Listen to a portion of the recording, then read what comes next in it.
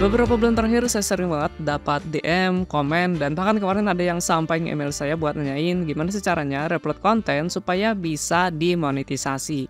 Nah sejujurnya saya kurang tahu ya fenomena ini awalnya dari mana sih, atau yang ngajarin tentang reupload ini siapa. Tapi satu hal yang pengen saya kasih tahu bahwa reupload konten orang lain, entah itu musik atau video, tanpa seizin pemilik aslinya, itu sebenarnya sudah melanggar kebijakan YouTube.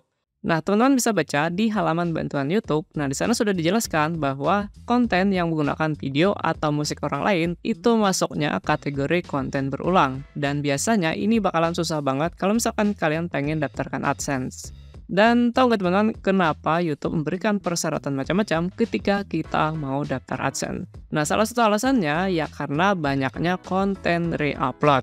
Saya akan ajak teman-teman flashback sekitar tahun 2016 atau 2017, ya, yang dimana di tahun ini konten reupload memang lagi banyak banget, dan bahkan di halaman trending hampir semuanya adalah konten reupload. Waktu itu algoritma YouTube memang belum seketat sekarang ya, makanya konten-konten reupload seperti ini itu memang masih banyak banget bertebaran. Nah, barulah di awal 2018, YouTube akhirnya memperlakukan kebijakan terbaru soal daftar AdSense dengan menambahkan persyaratan macam-macam yang seperti yang teman-teman tahu. Kenapa YouTube memperlakukan kebijakan seperti ini? Salah satu alasannya adalah supaya mereka bisa memfilter mana konten kreator yang benar-benar konten kreator dan mana konten kreator yang abal-abal. Nah, pertanyaannya, apakah bisa konten reupload itu didaftarkan ke AdSense? Secara teknis ya bisa banget ya, karena di beberapa kasus YouTube sendiri juga memperbolehkan kita untuk reupload konten orang lain. Asalkan konten tersebut sudah kita modifikasi ya, misalkan kita dubbing atau kita reaction misalnya.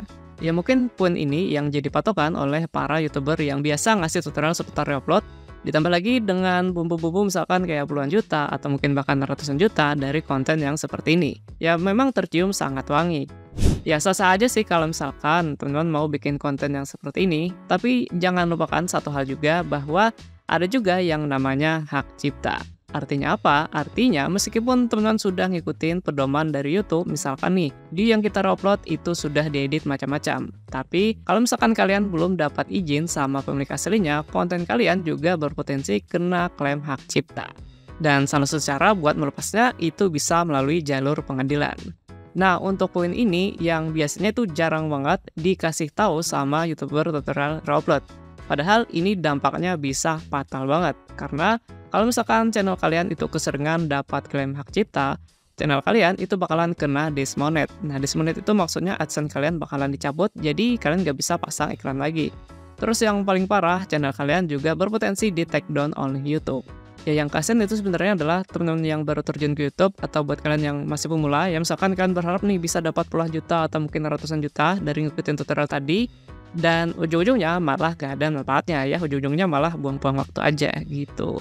Tapi kalaupun setelah saya kasih tahu ini ya teman-teman tetap mau bikin konten reupload, ya paling nggak minimal kalian kasih kredit lah ya buat pemilik aslinya.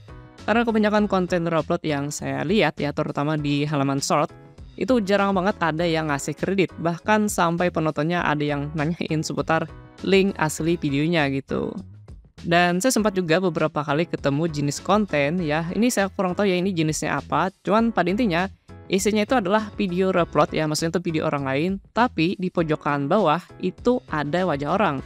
Tapi dia tuh nggak ngomong, jadi cuman kayak diam sambil kayak ekspresi dikit lah gitu.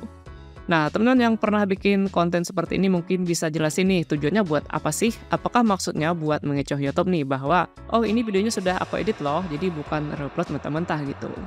Ya, kalaupun misalkan nih teman-teman maksudnya tuh buat bikin video reaction, ya paling nggak minimal ada suaranya lah ya, jadi bukan kayak diam doang gitu. Dan kalau seperti ini, itu jatuhnya malah nanggung, dan menurut saya, kalian malah kayak buang-buang waktu karena memang nggak ada manfaatnya gitu. Dan tim YouTube juga memang nggak sebodoh itu misalkan kalian bisa akal-akalin.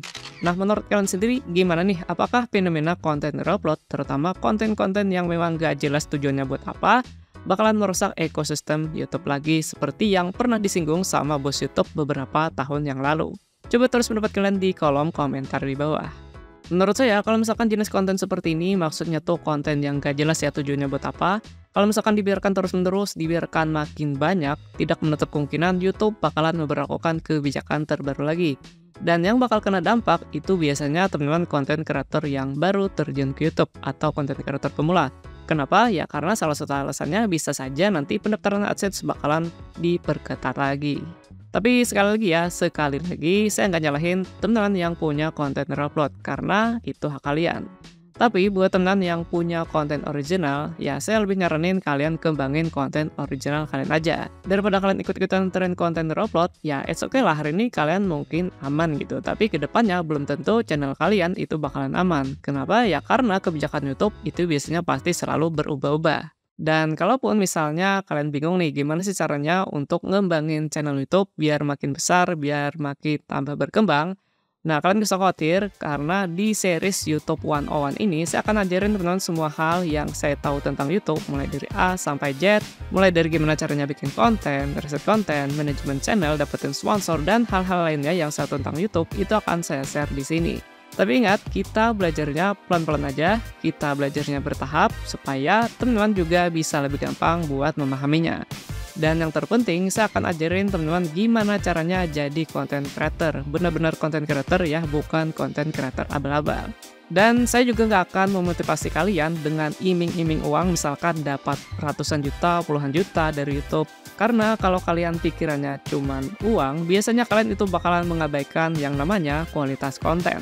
Ya saya justru akan ajak kalian semua untuk memperbaiki kualitas konten kalian. Kenapa? Karena kalau misalkan konten kalian itu berkualitas, otomatis penonton kalian juga bakalan makin bertambah. Dan kalau misalkan penonton kalian makin bertambah, ya pastinya pendapatan iklan kalian juga makin meningkat. Dan kalau misalkan konten kalian itu berkualitas, otomatis juga endorse atau sponsor itu juga bakalan gampang masuk. Ya mungkin segitu dulu untuk video kita kali ini. Jadi apa yang saya sampaikan tadi itu murni dari opini saya ya, berdasarkan data-data yang saya miliki. Kalau misalkan ada yang salah, mohon teman-teman koreksi aja. Dan kalau misalkan teman-teman juga punya pengalaman lebih soal dunia reupload, boleh banget nanti kalian bisa share aja pengalaman kalian di kolom komentar di bawah. Ya siapa tahu nanti bisa jadi referensi juga buat teman-teman yang lainnya. Kalau gitu saya Bang Tutorial, sampai jumpa di video YouTube 101 selanjutnya. Salam tutorial dan terima kasih.